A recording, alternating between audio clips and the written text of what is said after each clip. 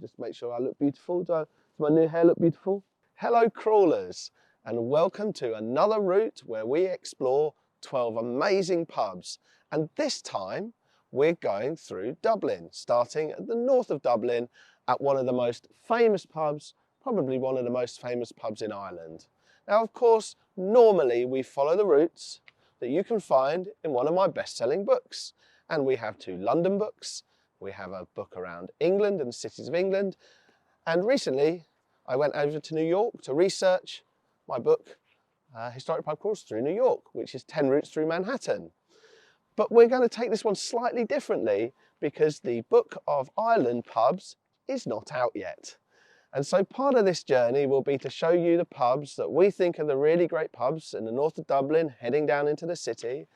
But also we're going to check them out for you, and we might change our mind as we go. So we're in Glasnevin at the north of Dublin. Our walk is going to be about 2.5 miles. So it's a decent slack. We'll touch to the end of sort of Temple Bar, and then we'll be down on the famous Baggot Mile, where we're going to end up in Searson's. Most people are expecting us.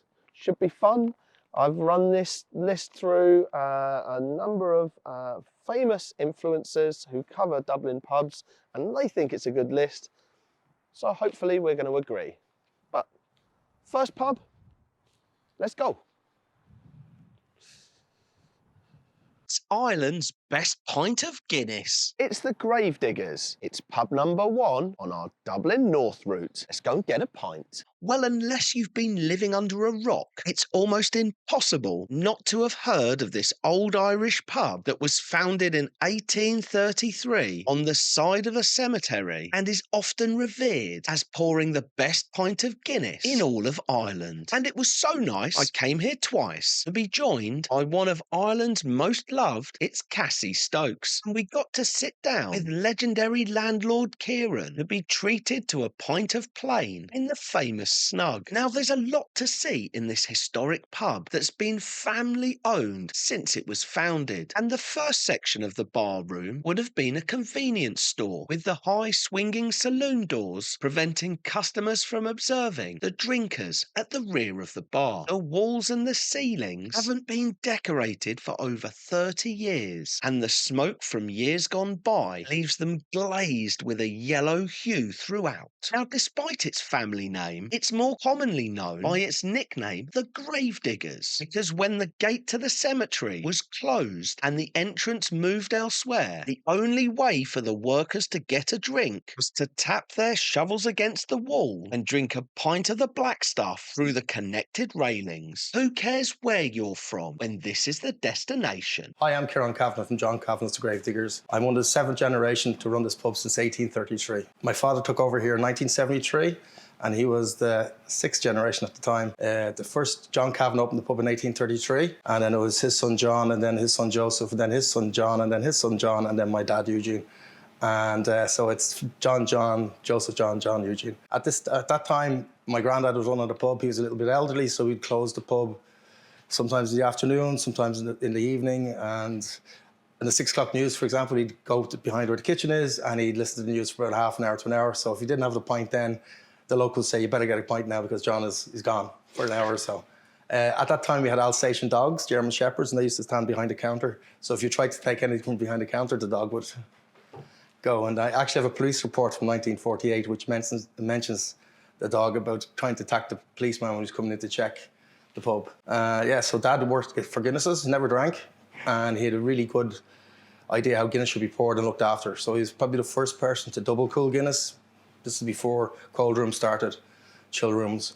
So he did that, and underneath counters, ice banked the Guinness to go over twice, and it would be extra cold.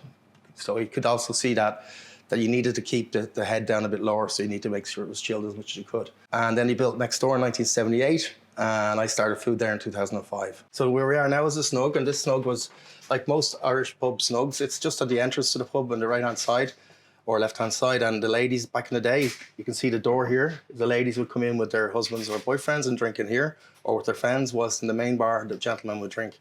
It was kind of separated. Women could work behind the counter until they got married, and then when they got married, they had to become housewives, like in most jobs. So 1950s, a snug was kind of used. So since the 1950s, this has been closed, And I kind of convinced the family to open this up just after COVID to put some of our older, vulnerable guests into the place, like some older locals. And it kind of works as a kind of spillover for a bit older gentlemen and ladies to have a quiet drink. So it's kind of done full circle. Don't expect to turn up and be allowed into this. This is...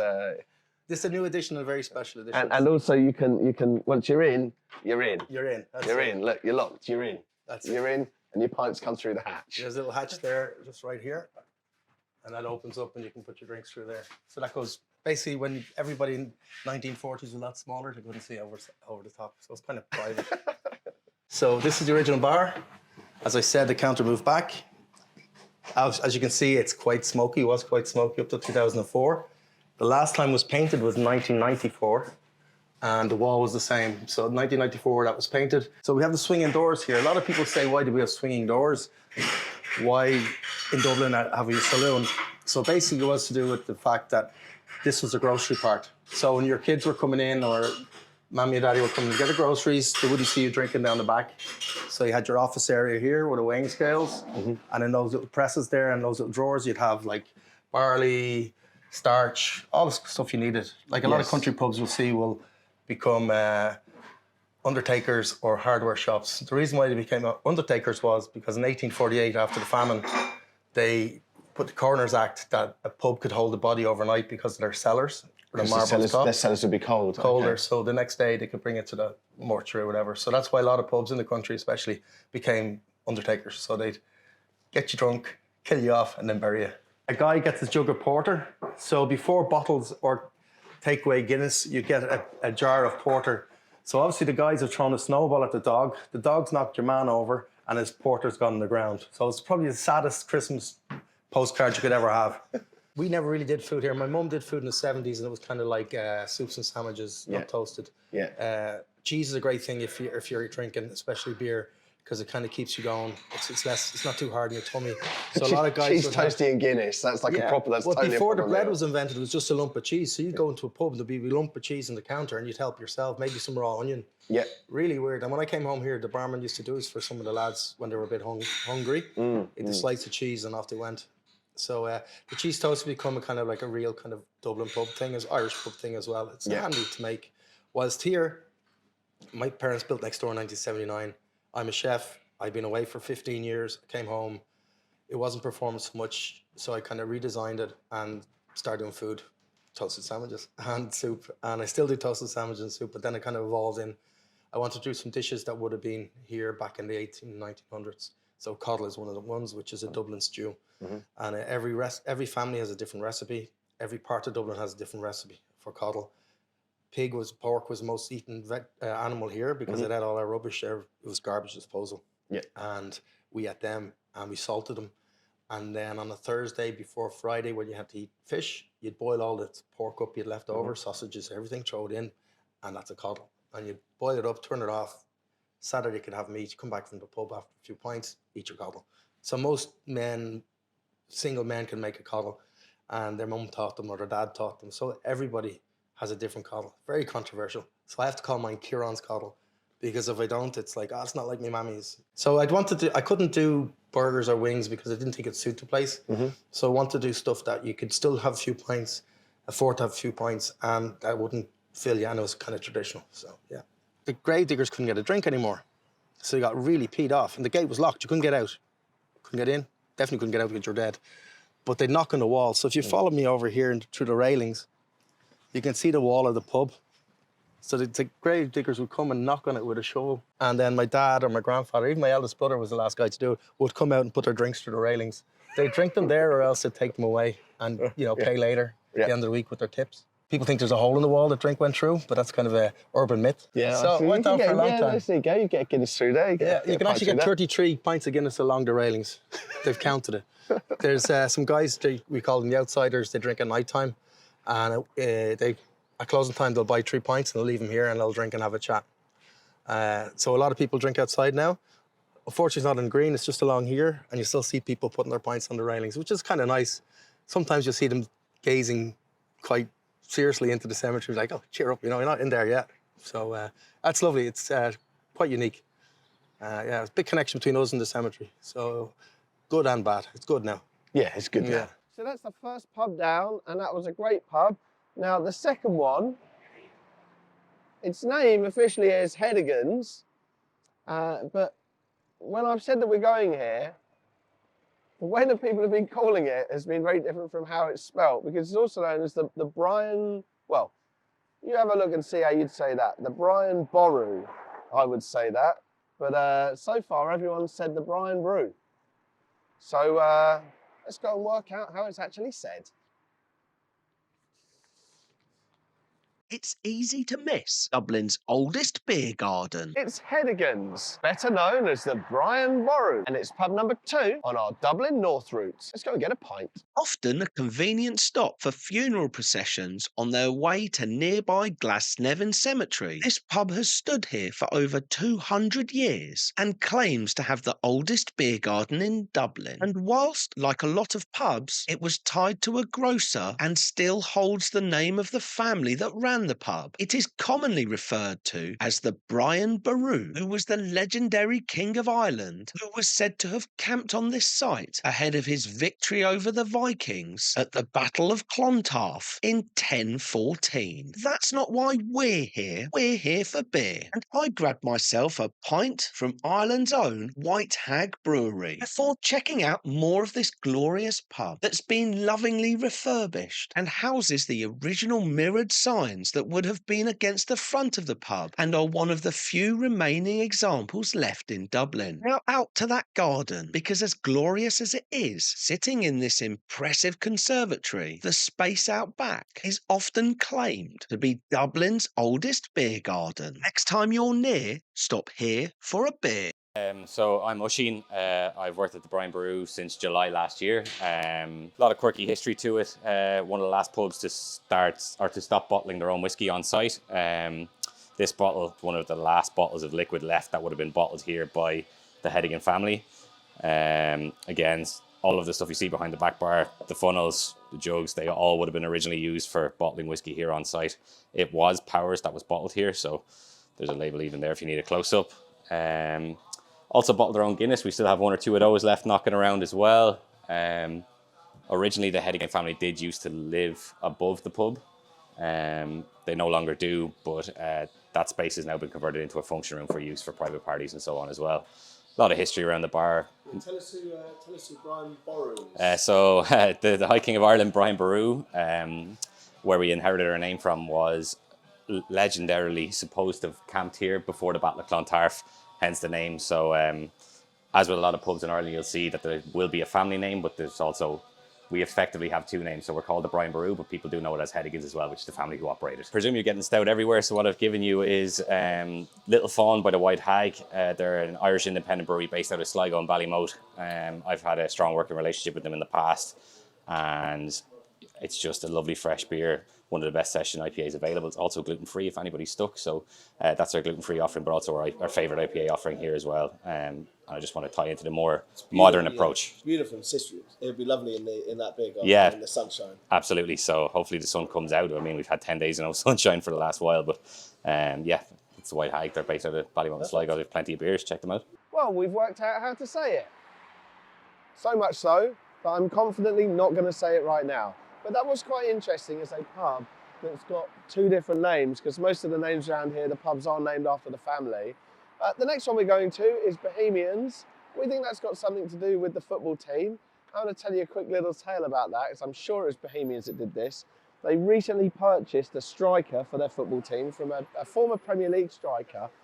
And when they announced his arrival on Twitter, I think, they accidentally cut and pasted. I think they must have cut and pasted his name and accidentally copied one of the ads that was next to whatever article it was about him. And so they announced him alongside a special offer for anyone who wants to buy any medicine to solve their erectile dysfunction problems, which went quite viral. Let's go and see if they've got anything to do with the pub and if they can validate that story for me.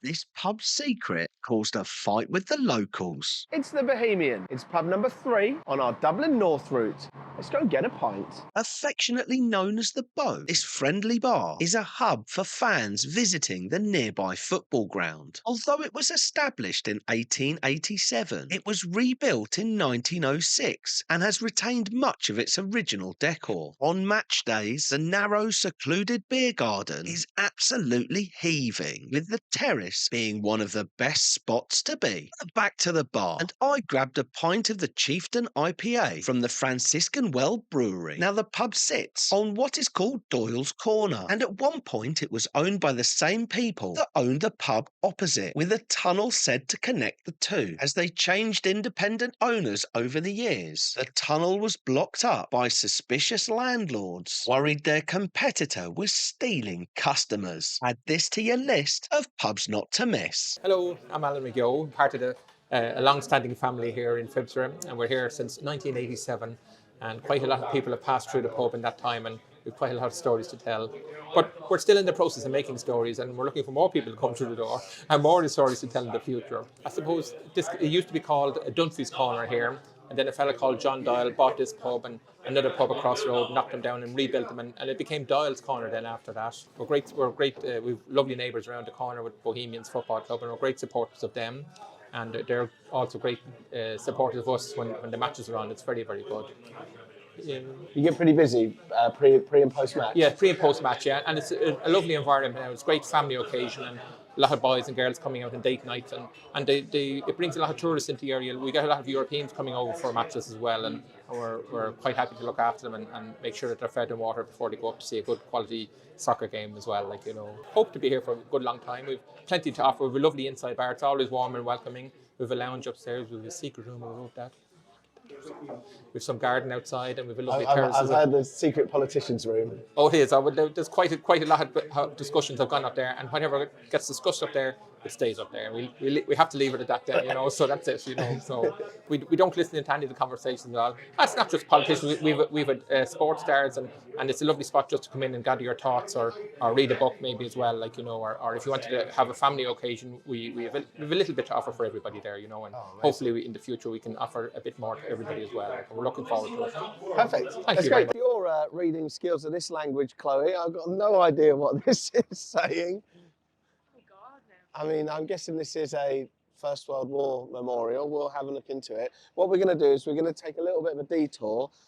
We've got the women's prison just down there, and as lovely as that building looks, we're going to walk down this lovely little avenue here, because there's a basin down here which used to be the main water supply for Dublin, and was also the water basin where Jameson's took the water from to create their famous whiskey. So let's go and have a look at that. Okay, follow me. I think this is the reservoir. It looks like it.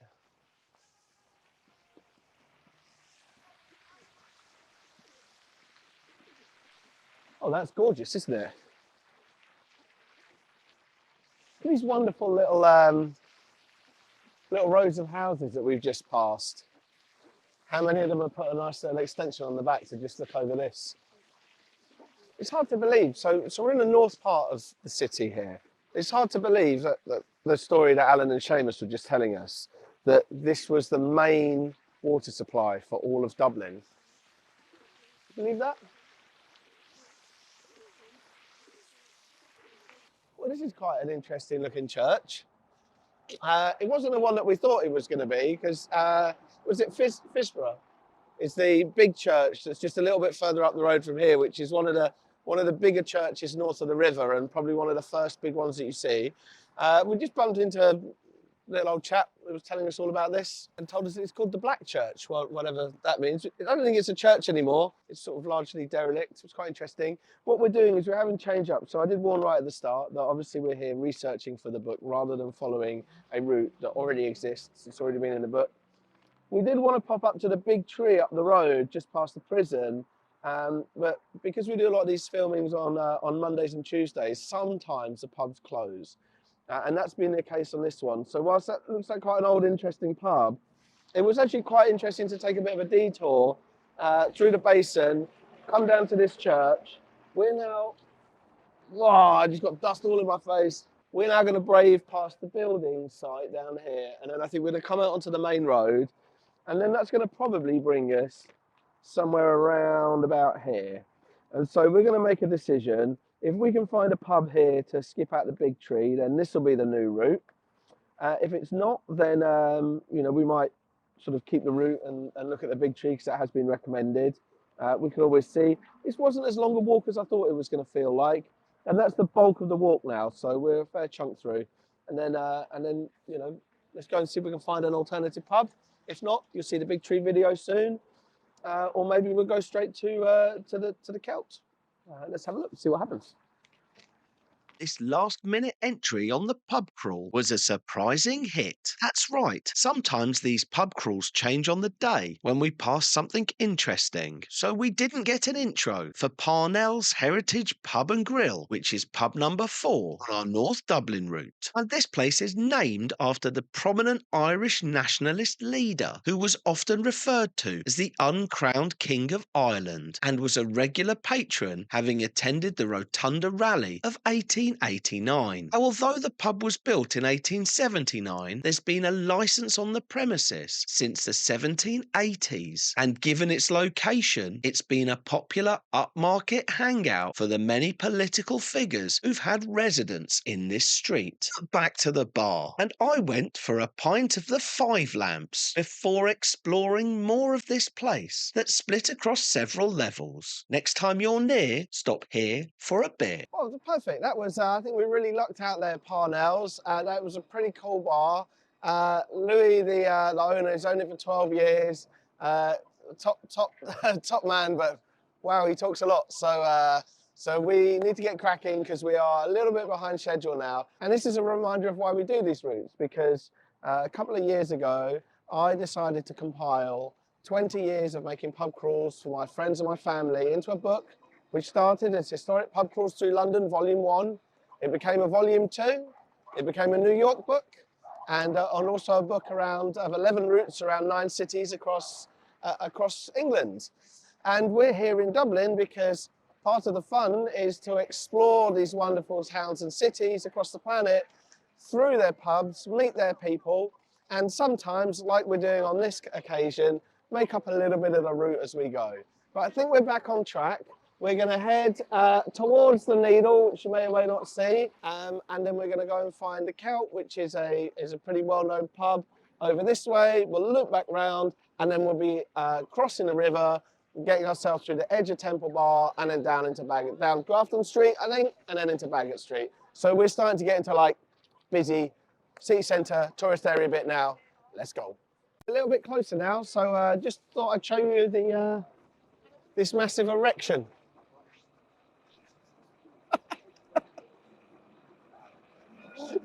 Hi guys, so obviously here we have the GPO, which is known as the General Post Office. So this is the main post office in Dublin City.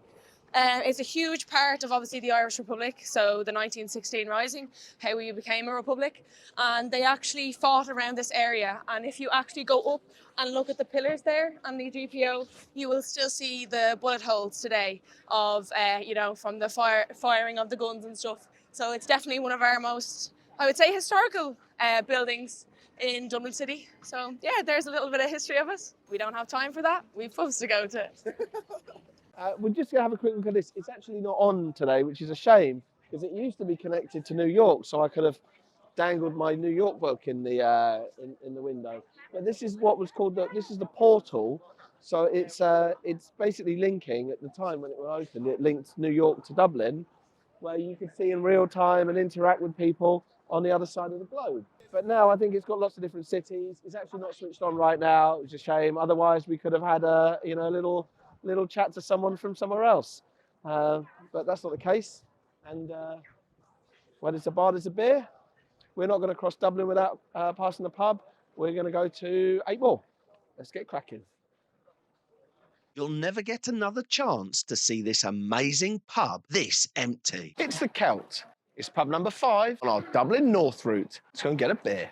one of the liveliest venues outside of Temple Bar. It's easy to walk into this tiny, intimate and enclosed front bar and wonder what all the fuss is about, because whilst it's cosy and tightly packed, to the rear, the pub opens up like a TARDIS. Now, the back bar was originally constructed as a horse stables in 1864 and became the location of Ireland's first ever trade union hall when Jim Larkin held meetings here ahead of the first strike in 1913. A few years later, in 1920, it was repurposed into a dance hall before falling into disrepair and serving as a storeroom for the nearby department store for nearly 100 years. These days, the walls and ceilings are packed with memorabilia, and on a night out, this place is absolutely heaving. But back to the bar, and I kindly got poured a pint of Smithwick's, which I enjoyed with Ryan, who follows this channel and recognised us there. But we can't be stopping when we've got to crawl. Well, that was a lot of fun, and what you might not realise from the video is the chap that I said cheers to with my pint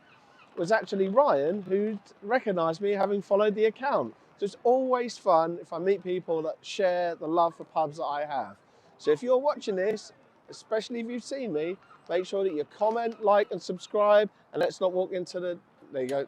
This Dublin banking hall is now a spectacular pub. It's the Grand Central. It's pub number 6 on our North Dublin route. Go and get a pint. Well, it was straight in for a pint of the Rockshore Lager for exploring this pub that was originally 2 buildings until the Munster and Leinster Bank acquired it in 1926. And it stayed that way until it was converted into a pub in 2001. But as you head downstairs into where would have been the vault, you can still find the original safe door. It is upstairs, where these ornate ceilings and elaborate decor makes this pub really stand out. Add this to your list of pubs not to miss. Well, that's Grand Central done. Now it's on to the Oval, where they're expecting us. And we're at the halfway point pretty much, so we might even stop for a bite to eat.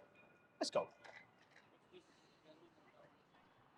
It's the last holdout of Dublin's 1916 uprising. It's the Oval. It's pub number 7 on our Dublin North route. Let's go and get a pint. Split across several floors, this historic old pub famously stood alone as the only survivor when the street was bombarded from the River Liffey during the 1916 uprising. And the 7 men who signed the proclamation are recognised as their busts are featured in the bay window. Now, the meticulous restoration that happened a year later has seen it retain most of its original decor, and it is the only licensed premises on the street that has remained in the same location. But back to the bar, and we got so carried away tucking into their gorgeous traditional Irish stew, we forgot to film our customary Guinness, which is well known as one of the best in the city. Add this to your list of pubs not to miss. So welcome to the Oval on Middle Abbey Street.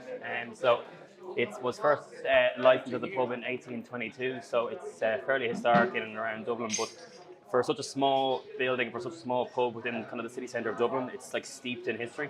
As you can see, so we renovated it about 2 years ago just to kind of give it a lick of paint and I suppose have it looking as best as it can be. But as I said, it's steeped in history, so every kind of corner of the pub has a story to tell or has something to show. So come on around and I'll show you around the pub. So this is kind of the main bar area here. So there'll be a lot of whiskey, predominantly Irish whiskey and Irish spirits sent throughout the pub. And when we talk about the history of the pub, so we know for a fact that the 1916 Rising was planned in the pub. So the 7 signatories of the proclamation, they would have met here and they would have actually planned the 1916 Rising. So the pub was actually knocked down, which I'll go through in a while, we've renamed this corner over here the 1916 corner. So essentially that's where we think that the 1916 Rising was planned within the pub.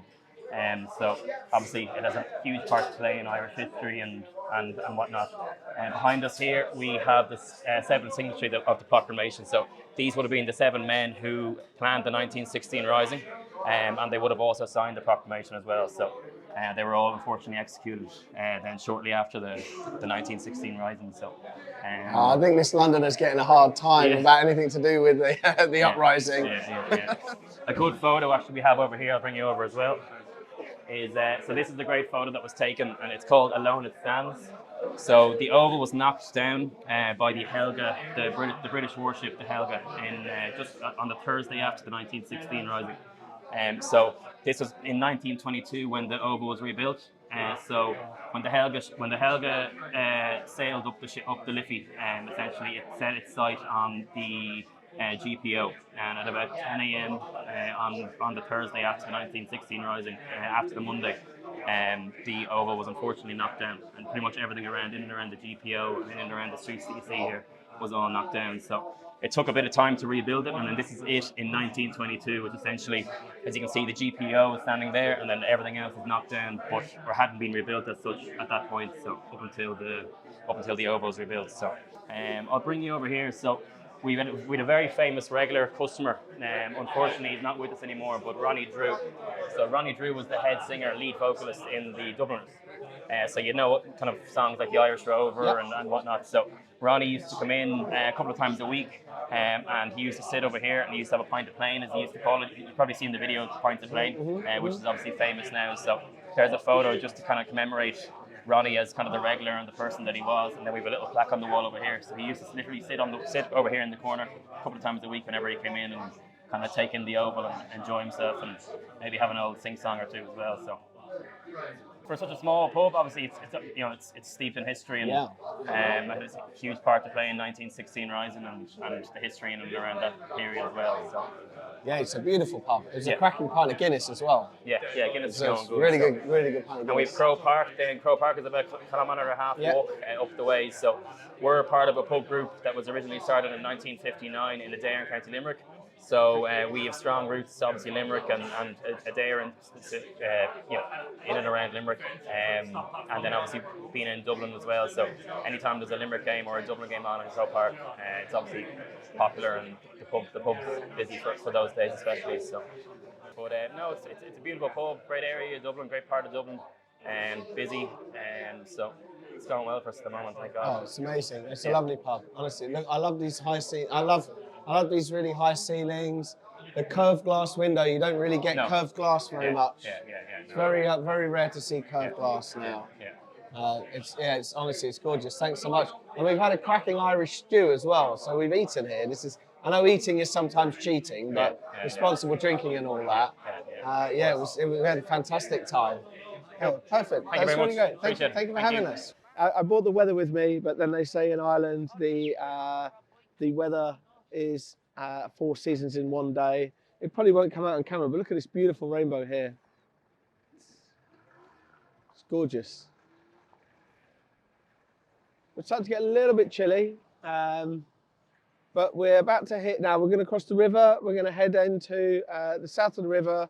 Our first stop is going to be the famous Palace Bar. We filmed this before. We filmed this with Cassie. So we're going to pop in there, get a drink now, get some more footage, and then that'll be the video that you see next.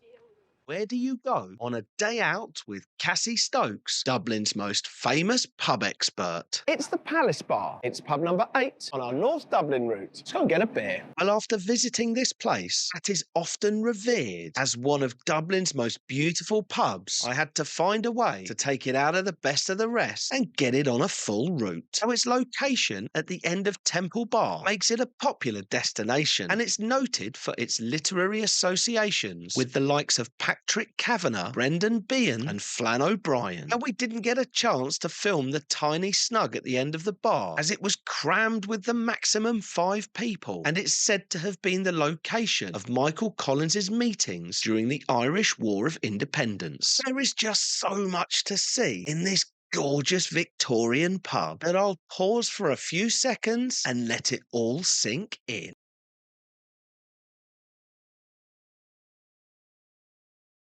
What did you think? That was fantastic. What have we just drunk as well? Because normally, in every pub in Dublin, they want to pour us a Guinness, but we were supporting a different brewery. Yes, it's Changing Times Brewery. It's a Dublin brewery, actually. They've created a lager, a PA, and a stout is on the way. I had a lager, you had the... I had the pale ale. It's lovely. Thank you very much for being Thomas. an amazing host. I'm now about to go out with Dara. You've sent me 3 pints in to go out. With Dara, a.k.a. Guinness Guru. Good luck. Lovely. Okay, so although we call this the North Dublin route, because we started in Glasnevin, which is a couple of miles north of the city centre. We've now crossed the river, we've just left the Palace Bar, and we're going to make our way south and city into famous Baggot Street. But I obviously can't walk past here without telling you a little bit about where we are right now. And we're skipping it on this route because we've already covered it on our South Dublin route. But we are right at the end of the famous Temple Bar, which is the main tourist, let's call it the main tourist strip, where almost every single building is a pub. We've been there before. We covered, where did we go? We went to the actual Temple Bar pub on Temple Bar, and the St. Oliver John Goggadies, something like that. The two main tourist ones on the spot. But I mean, you can't really move down this road for stag do's and hen parties. It's almost continuously busy. Now, a lot of people have opinions on whether you should or shouldn't come to Temple Bar because it's not the cheapest place to have a drink, and it is also the tourist hotspot. But I'm very much of the view that tourist hotspots are there because they are fun. And if you want to come somewhere in Dublin at 10 o'clock in the morning, get yourself a pint of Guinness and watch someone sing Wild Rover on stage, this is probably the place you can definitely guarantee you're going to see it. It's going to happen. Like I said, we're going to miss that for now, but you can check out one of our other videos or one of our other routes in the book. But for now, we're going to head past Trinity College. So we've got some nice sights that we're going to see before we hit our last few pubs. Right, let's go and get some beers. Yeah, so of course here behind me is Trinity College. It's one of the colleges here in Dublin City. It's most well known, I would say, for the Book of Kells. As far as I'm aware now, it was written by a bunch of monks. It's all designs and stuff like that. So it's actually in the library inside the college. It's probably one of the most well-known tourist spots to people to visit. So, of course, if you have the time, go. But of course, we don't have time to do it. We've got pubs to go to. Hey. But this is Grafton Street. This is a famous street where there's loads and loads of buskers. We've already passed like two. And we're going to keep going down here before we get to the next pub, which is quite famous as a music venue as well. But let's just admire someone's talent. Oh, just as he finishes. On cue. What a time for my hair transplant to start shedding next to Ireland's most famous barnet. It's Bruxelles. It's pub number 9 on our North Dublin route. Let's go get a beer. Originally known as Grafton Mooney, as part of the chain that ran from 1886 until 1973, this pub was renamed to celebrate Ireland's entry into the European Economic Community, and it's split into 3 distinctive bars, with the main saloon area featuring its original tile work. Downstairs, the Zodiac and Flanders bars cater for live music, and it was a notable hub for the emerging music scene of the 1960s and 70s. Despite me looking more like Sinead O'Connor, it holds an affinity with legendary Thin Lizzy frontman Phil Lynott, who's immortalised in the decor, artwork and murals throughout the bar. That's not why we're here. We're here for beer, and under the flags of the European Union, I grabbed something from our continental friends and went for a Heineken before it was off out and off to the next one. Hey guys, my name's Robbie. Lovely to meet you. Lovely to have you here at Bruxelles. Just a little bit about the building. We're going back, dating back over 150 years ago on the building itself. So we used to have that on the north side of, we're obviously on the south side of the Liffey, but on the north side of the Liffey was Catholics. On the south side of the Liffey was Protestants. So this building was known as the Zodiac building, to keep the Catholics out and keep them away. So if you have a look around, all the tiling, everything on the walls are all original, all going back over 150 years. And if you look behind the bar, you would have all the original tiles going up behind the bar there as well. But Bruxelles itself now, when it came into the European Union, they kind of changed it and turned it into Bruxelles. When it hit because of Brussels, and then we have all the flags of nearly every country that's in the European Union. Now, some people have pulled one or two down along the way. Oh. Yeah, probably weren't happy with it. But yeah, and then the biggest thing here with this premises would be Phil Lynott and Thin Lizzy. So Thin Lizzy, the band, Phil and its manager, was a very good regular on the premises here himself. He always came here, drank. Phil used to come himself the odd time as well. And of the statue outside the door, so that's the connection with the building there as well. And we have a lovely mural. I'm going to take you downstairs and show you in a few minutes. An old member of staff that used to work here drew it on the wall. It's amazing. A lot of people come in just to have a look at this as well. And Well, he's talked it up, hasn't he? and we do have a lovely guitar up on the wall, up on the ceiling here, fully signed by all the band going back to the 80s, I believe. Oh, brilliant. Well, he's talked up the mural, so we've definitely got to get ourselves downstairs and go and have a look at the rock bar. Also, Yeah, let's go for it. all good? Perfect. That's brilliant. This will be a bar. We open on the weekends. It's open at night times. There's DJs on in all three bars every weekend, Friday and Saturday from 10:30, and there's live music up in the main bar every other night from 10:30 as well. And we are late bar as well. So Friday and Saturday we do up until 2:30, I believe, and every other night up till around 1:30 with live music on. I'm 45. I'm too old for 2:30 in a bar. But we have the Zodiac bar in there, and we have the rock bar in here. This is where I'm going to show you. Oh, incredible. Hopefully I can get the lights on now. Oh, watch this. Lizzy t-shirts that we sell here in the pub. And as you come along, like this is the rock bar itself. There's all different posters and pictures. Obviously, filling is a lot got to do with it. There's a lovely mural in here if you want to have a look.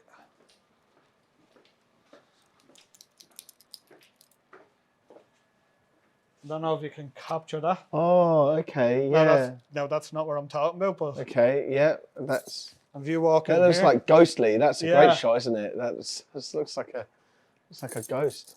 Philomena's. Have a look here.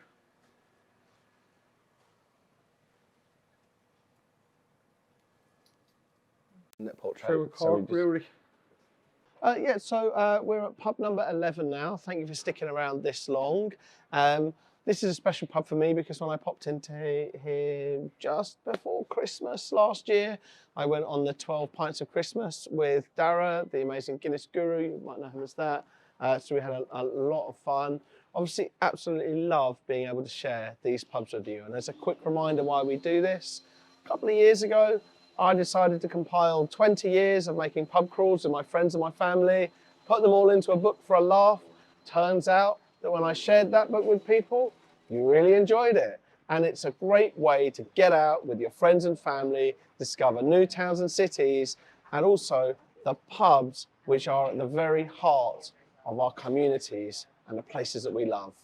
So if you haven't already, pick up a copy. Got 2 London books, 1 England book that covers 11 routes across 9 cities, and a book for Manhattan as well. And of course, the reason we're here is that an imminent book that will come out to celebrate the amazing pubs on the Emerald Isle. But for now, where there's a bar, there's a beer. Let's go and hit up the final one, the penultimate pub. It's the Guinness guru's favourite pub, and I can see why. Doheny Nesbitt is pub number 11 on our North Dublin route. Actually, it's pub number 10. But that's what's going to happen when you're this many pints in. Let's go and get another one. Located in the heart of the famous Baggot Mile, this pub opened in the 1840s and has retained many of its original features, such as the carved timber, aged wood floors, and an ornate ceiling that is crafted from papier-mâché. Now, this expansive pub was originally called Delahunty's before it was taken over by Felix Connolly in the 1950s. Spanning across several floors, it features an opulently refurbished whiskey bar and an opportunity to get a sneak peek in these elegant surroundings and an intimate snug. But back to the bar, where the Changing Times Stout was a first for Chloe and I. And there was just time to check out the basement bar, where you can usually catch some live sport surrounded by this signed memorabilia. But we can't be stopping when we've got to crawl. We've had an absolutely cracking day so far, haven't we? Yeah, How are your I think feet? so. Well, they're doing so well at the minute, but I'm sure as soon as I actually sit down this evening, I'll really feel it. Yeah, it's a bit like that. So I think on paper this looked like a super long walk. I think we've done maybe 3 miles. We're right at the end. We're actually going along what they call the Baggot Mile at the moment, which is often a bit of a base when you do the 12 pubs of Christmas. You ever done the 12 pubs of Christmas? Oh, I have many times. See, it's not just me that goes out and goes to 12 pubs in a very short space of time. But we're heading down the Baggot Mile, which has got some of the most famous pubs, the most loved pubs in Dublin. Last time we were here on one of the other routes, we filmed a couple of them. Toner's was a really special one, wasn't it? It was. And then O'Donoghue's, where the famous. Dubliners were formed, with the most handsome barman there. He got a lot of, did you see the amount of comments that he got underneath the video? How many James is quite the charmer. Yeah, how many people fancied him? And so we've got 2 more pubs to go. They're just at the end of the mile and they're quite close together. And then, yeah, we'll definitely earn our final pint of Guinness in the final pub and putting our feet up, getting to the end of the route. 45 legs, these 45-year-old legs are killing me. You'll never guess the world first that made this pub famous. It's Smyth's. It's pub number 11 on our North Dublin route. So we get a pint. Previously run by the Smyths family, who lived above it for 47 years, this cosy pub gained notoriety in 1999 as it was the first in the world to be purchased via an internet auction, where an audience of over 5,000 people logged in and saw 100 potential buyers exceed the £2.5 million reserve, making it one of the most expensive acquisitions in Dublin at the time. But that's not why we're here. We're here for beer. And I tucked myself into their tiny snug to, of course, enjoy myself a Guinness. Add this to your list of pubs not to miss. He's a legend over here. Yeah, he is. He's an absolute legend, isn't he? Yeah, he's top man there. Yeah, he actually likes this pub because he came in straight away and we didn't know who he was, and then he just gave us a good review, which was great. Like, Oh, okay. yeah,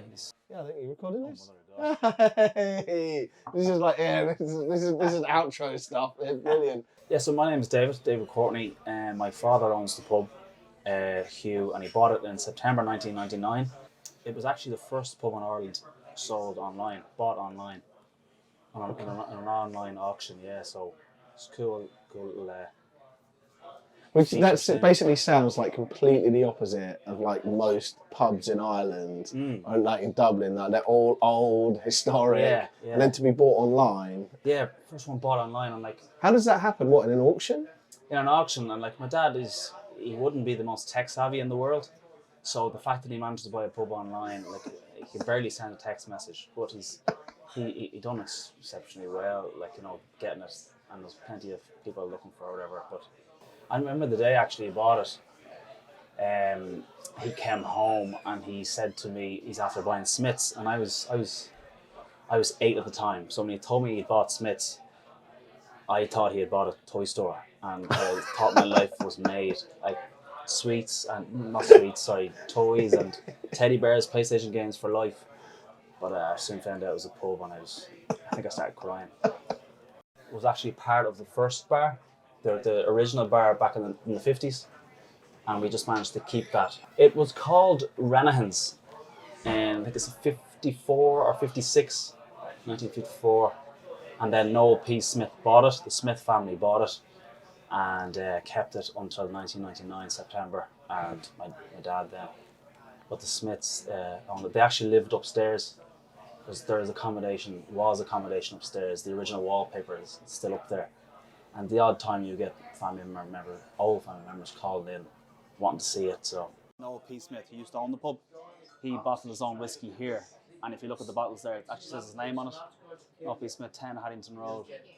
And so they would have came in casks, and he would have bottled it himself, his own stickers, and he put it on the whiskey bottles itself. Yeah. So yeah. Yeah, I mean we've been to a few pubs. We've been to a few pubs today where people have shown us that they've had, or they've said in the past they've bottled their own whiskey. Yeah. We've seen a couple where they put the wrong label on there because they maybe run out.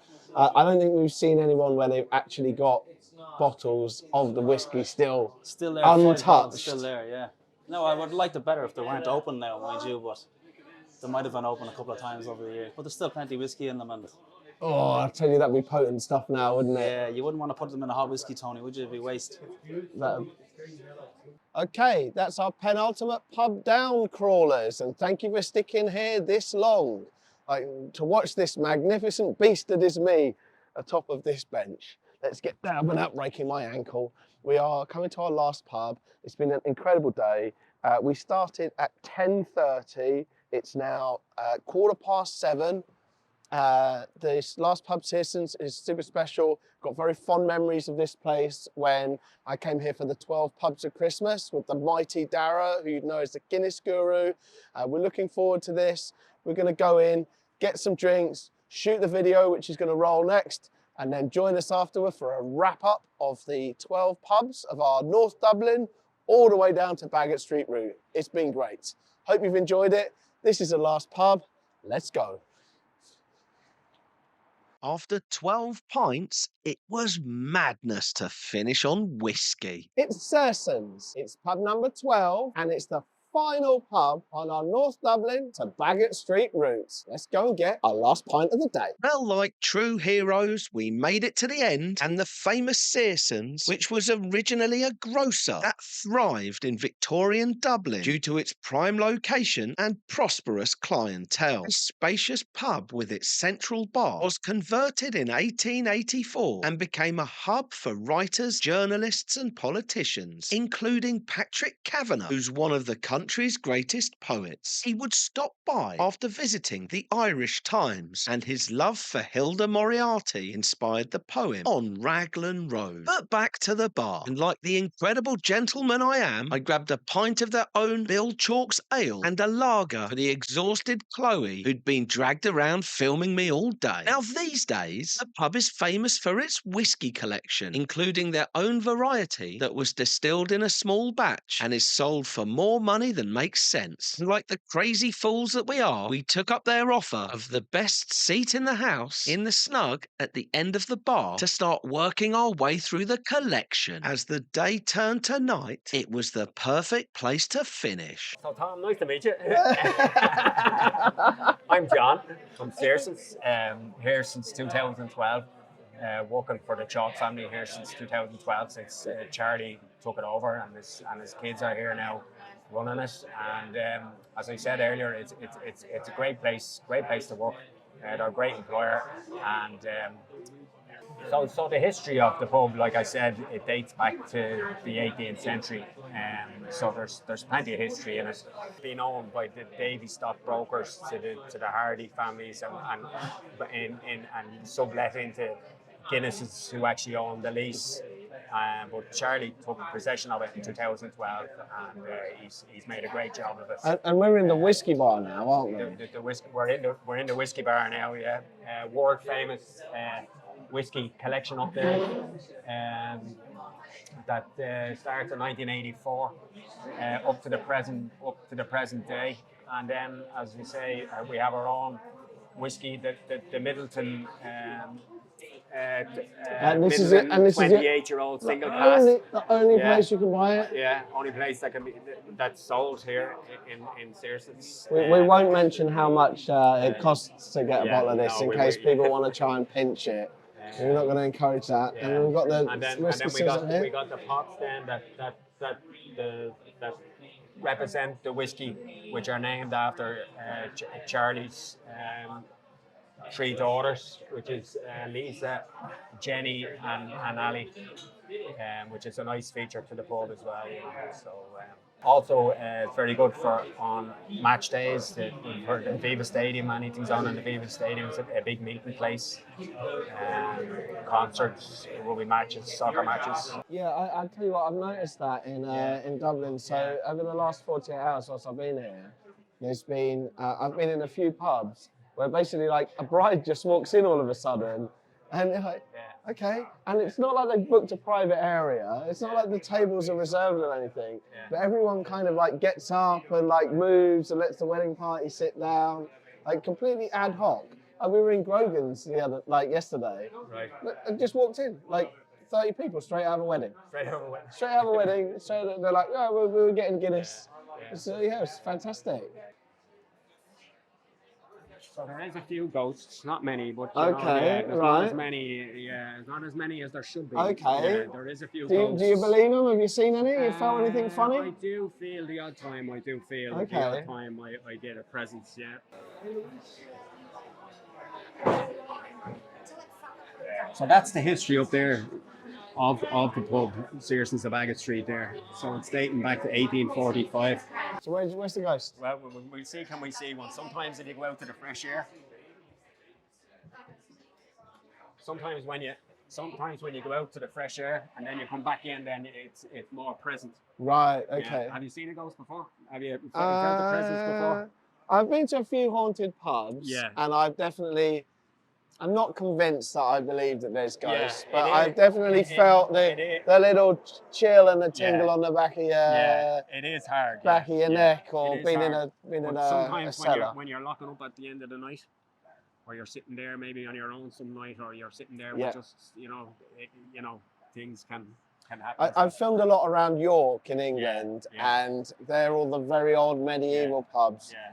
And quite a few of those, I remember the bar staff saying to me, like, they refuse to lock up on their own. Yeah. Like, they have to do it in pairs. They cannot stand it. Yeah. And there's a little, like, patter of tiny feet, or like a little scratching somewhere, and you're like, oh, no. Yeah. People like to just sit there in the summer, like you can't get a sea here in the summer.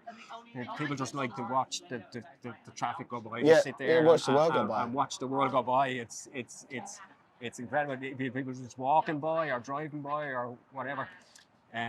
We were here one day, and across the road here, where you see the black. Like the things terrace. there's a lot of people Yeah. drinking here, and a car came driving off that. What? Straight off the roof there, and straight down here on a Sunday afternoon. People were. What's up there? Like a car bomb? Yeah, it was a car park up there, and the car just came off. The people got out of the car, started taking the shopping out of the boot, taking the eggs out of the boot. Yeah. Sometimes you get a presence of it. I think coming he's through. arranged for someone to jump out and scare me. Sometimes you can You get a. see, I'm ready. Good, I love these mirrors, these gorgeous old mirrors. Yeah. The style of them is beautiful, isn't it? Yeah. No, when He's you go- determined to make me see Yeah. this ghost, isn't he? No, if I I mean, feel a presence, I'm only, but I I'm wouldn't only tell you 12. what I'm you- only 12 pints in. Don't worry about it. Defiant and Kavanagh. Yeah. Two famous Irish characters. Yeah. Two poets. Oh, that's what all the whiskey came out of. Yeah. 193 bottles of whiskey came out of there. So yeah, how many of those bottles of whiskies did you open? Did you open just one? Well, Did the sold team a get few. one We've basically? sold a few. Yeah. Probably be wrong to be mentioning the names who bought them and who didn't, but there's a lot of Few famous people few bought them. famous basically. people bought them. One famous person bought one time, and I packed it up to bring it, put it in the presentation box and in the bag, and I wrapped it up and gave it to him, and I said, I thought he was going to bring it in. He ripped open the bag, tears open the box, 20 glasses, pours it out at the bar, hands it out to just random people. Here we go, Johnny, really? cheers. When we beat the All Blacks in Soldier Field in Chicago, Nice. 2016, Nice. was a massive day. It was probably one of the busiest days we ever had here. Okay. When we beat the All Blacks, it was unbelievable. The atmosphere, the roof nearly came off the place. It was unbelievable. So these tables would come out, and there's lovely jazz bar here, cocktail bar. World famous cocktail shaker we have, Dan Mulligan. Okay. He's won. What's his speciality? I would say his speciality is probably espresso martini or a Maverick. Yeah. Yeah, espresso martini is the cocktail of kings and queens. That's He the also best. likes to set the counter on fire there. He's a big flamethrower there now. Oh, okay, right, okay. He set the counter on fire there. Garden bar out the Yeah, back look here. at that, that's gorgeous. Yeah. Again, on match days, then the roof can contract here. Oh, well, that's Sometimes such a good bar. Sometimes you can get a presence in around here. This wall here not here. The wall behind that Yes. is the wall behind that wall, the end of the pale. Right. So it's kind of, this was like a fort, Mm-hmm. Baggot held fort, Mm-hmm. and Baggottonian fort. So that wall would be the end of the fort, and there would be a lot of battles fought. So a lot of over the bodies, years. a lot of bodies down there. So the wall beyond that, Yeah. on the other side, 1,000 years old. Yeah. Okay. You 1,000 heard it here years old. first. Yeah. Oh, honestly, John, we've had a wicked time. Thank you so Yeah, much. no problem. Hasn't he done such a good job explaining it? This is like pub number 12 on our pub crawl. Yeah. So what a great place to end it. Yeah. An amazing time. Yeah. Thank you so much. Thanks, Tom. That's not too bad, to be fair, after 12 pubs, if you're telling me I look all right. That's been fantastic, crawlers. Thank you so much for sticking to the end. What a wealth of information John was, and I hope you've enjoyed the snippets of us talking to some of the teams, and then also the videos as we've been going. We have, of course, been following a route which will be for a new book. So you may well know Historic Pub Crawls Through London, Volumes 1 and 2. The book from England, which is 11 routes across 9 pubs. And then, of course, our New York book, which focuses on 10 routes all around Manhattan. But this has been as much of a pleasure recording all of these pubs as it has been a journey, and a journey where we have been exploring all of the places to decide if we want to put them in the island book. And I think we've had a good time. We've pretty much stuck to the route. Everyone's been expecting us. It's been quite a walk, and on the map it looked like a long walk. To be fair, most of the people that we've spoken to on the way, when we told them that we started in Glasnevin and we've walked all the way to the end of Baggot Street, said, God, that was a lot of, that's a long walk. But we've stopped at 12 pubs along the way. And that's the beauty of these crawls. You get to have a good walk, you see lots of stuff along the way, and you get to have up to 12 pints in some amazing places where you can rest up your feet, and it doesn't feel like a chore, it feels very much like a pleasure. I've had a good time. You had a good time, Chloe? We've been well fed, we've been well watered. It's the final pub. Thank you for sticking this long. If you don't already, please like, subscribe, do all of the other stuff. Buy the books when they come out. Buy any of the books now. Make sure you're on the waiting list to buy the Island book when it's out. If it's not out already, depending on when you watch this video, who knows. Crawlers, I'm checking out. We're probably going to stick here for a couple more, because why not? What a perfect place to end. Cheers. The epilogue. So here we have Bushmills 14. It's an Irish single malt finished in Marsala wine casks, or Malaga wine casks, sorry. And Bushmills are the pioneers of the Irish single malt. So they got their license to distill in 1608. They're the world's oldest licensed distillery. License being the key word there. There's many distilleries in Scotland and Ireland that were distilling unofficially before then, but they're the world's oldest licensed distillery. So that's a really good representation of a really nice Irish single malt, well balanced, nice, a lovely finish to it, and kind of develops over time. Then here, these two I'd recommend because they're Irish single pot stills. This is the green spot, but it's the Chateau Montelena one. So that's finished in a red Zinfandel grape, which is from the Napa Valley. Gives it, weirdly enough, I never thought you'd get notes of it off a whiskey before, but you get like marshmallowy notes off it, and that kind of like artificial kind of jelly kind of, you can smell it off the bottle straight away, but it's really nice and sweet. Oh, that is sweet. But it also has that kind of fruity spices. It's kind of like a wine. You get, so with a single pot still Irish whiskey, you get like spiced fruity notes at the start always, and then it finishes on a lovely caramel vanilla taste to it. The spots have a strong history in Irish whiskey, where they originally started when they were using a daub of paint to signify like how old the whiskies were, because back then people couldn't read and write so well. So like a blue spot meant that it was to be aged for 7 years. Yellow Spot 12. They've recently added a new one. It's not part of the original collection. Gold Spot. They have a 9-year and a 13-year. They're distilled and matured by Irish Distillers, which is the parent company for Redbreast, the Spots, Method of Madness, Middleton, Powers, and Jameson. So 90% of their distillate or raw spirit goes into bottling the Jameson, the regular one in a green bottle that we see everywhere. The other 10% will go to the likes of Middleton, Redbreast, and the Spots, Powers, just all of the kind of the aged whiskies. So they reserve their wine finishes purely for the Spots because Mitchell & Sons is actually originally a wine merchant. They dealt in everything, but all the wine finished whiskey is by Mitchell & Sons.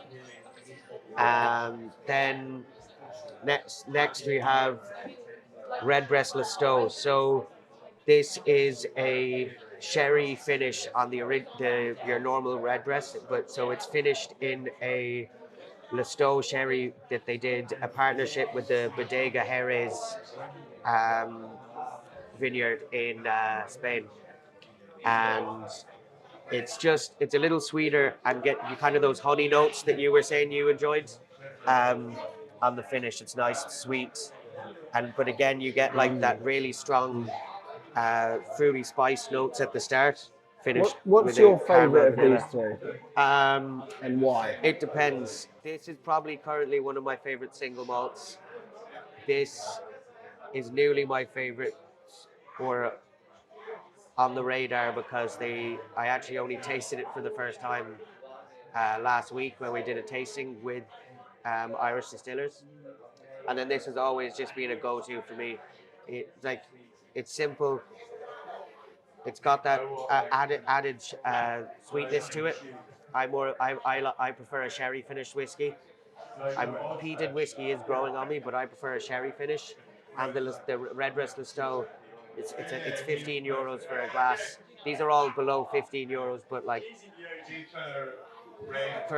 it's that little bit more smooth and sweet than your normal Redbreast 12. And then this one, as I said, it's new on my radar. I really enjoyed it. And then this is just seriously good, well balanced, smooth, and the finish is very good. Would you like to try one? Which one should we try?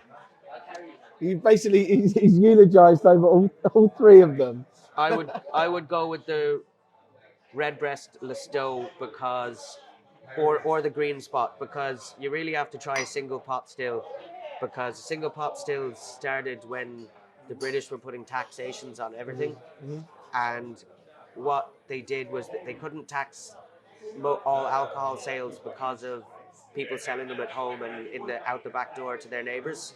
So they put a tax on malted barley, or malted barley. Yeah, sorry. And then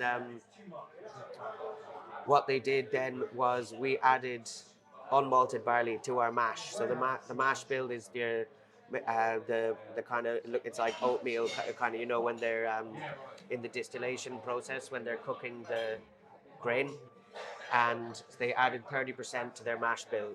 So the mash bill is all the ingredients, whether it's rye, if you're using bourbon it would be at least 51% corn mash. So Redbreast 12 is 70% malted, 30% unmalted, and that's what gives it that oily texture. So like a single pot still is always like melted butter in the mouth, kind of pronounced mouthfeel. Well, I mean, Chloe, you said like Redbreast is the one that I should definitely try, but I think that I'm going to go Green Spot. Yeah. Right, and because you've always got to save a little room for the sequel. Yeah. And I think Redbreast will be the sequel, but I think we've got to go for the middle one. We've got to go for Green Spot, surely. Lovely. I'll get it set up for you guys. Oh, thank you so much.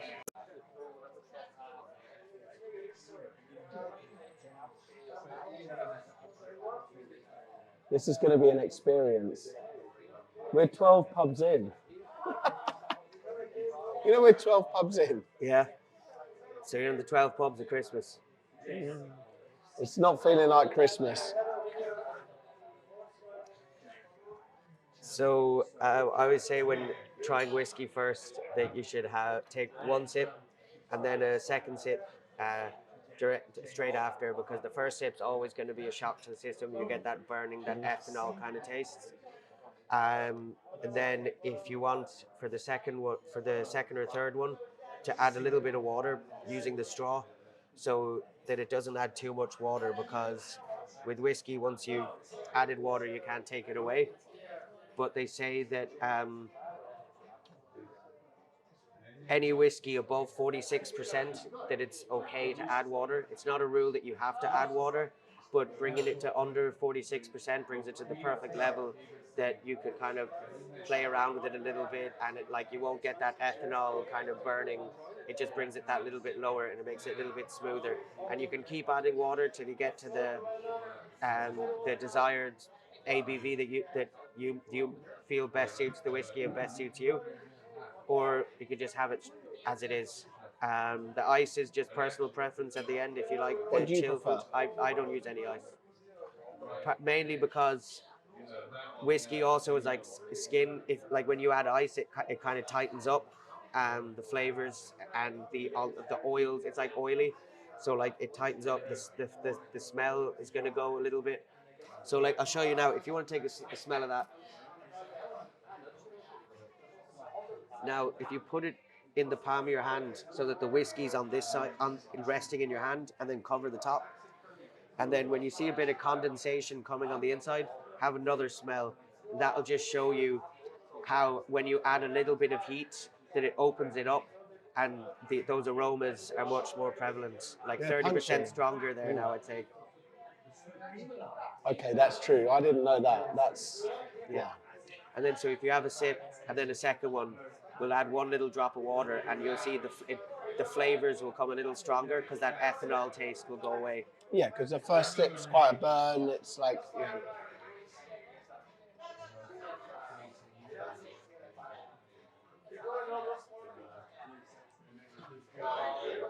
it's much smoother second time round. Gorgeous. Do you get the marshmallowy kind of? I definitely feel a bit. I can. It's quite velvety. There's a bit of honey in there. I think it's quite sweet. There's a sweetness. Do you get the strong spice at the start? Yes, definitely. Yeah. Right at the start, there's a sting. Then it slowly there's a sting of spice. Comes very smooth to finish.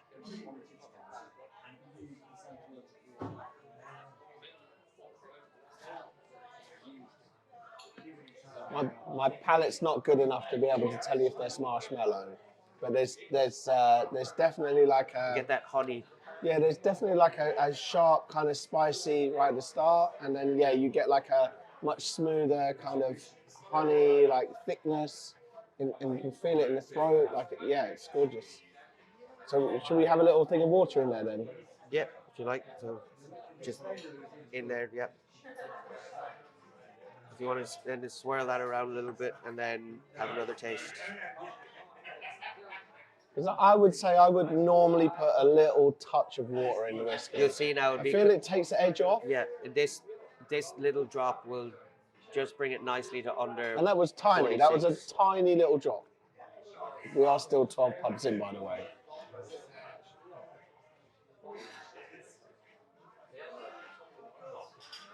Oh yeah, that's much smoother. You lose the sting at the start. Yeah, you can understand the whiskey more. You get more of you lose the kind of the sharp sting. You get more of the flavors that they describe on the tasting notes.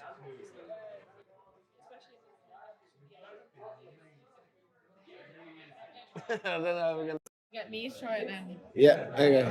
Hey, you're not on any sound now.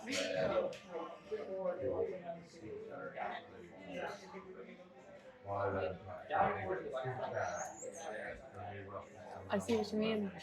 Yeah. You get that kind of you don't get the burning sensation at the start. Yeah, you can taste the sweetness. I never would have thought I would have got that with whiskey. Thank you. Is it? So John's come back. He's going to get me so drunk on whiskey until I eventually feel a ghost.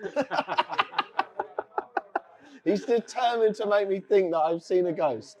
Best seat in the house. That's good. Which is your favourite? Which is your favourite whiskey? Oh, Bushmills 16. What did he say? Christmas in a bottle. Christmas in a bottle. Yeah. Yeah, this is lovely. This is really nice. Yeah, he's good with the whiskey now, isn't He knows his whiskey. Yeah, he definitely knows his whiskey. Very good. That's Christmas in a bottle. Have a smell. Yeah, it does smell like that. It smells like kind of cinnamon, like.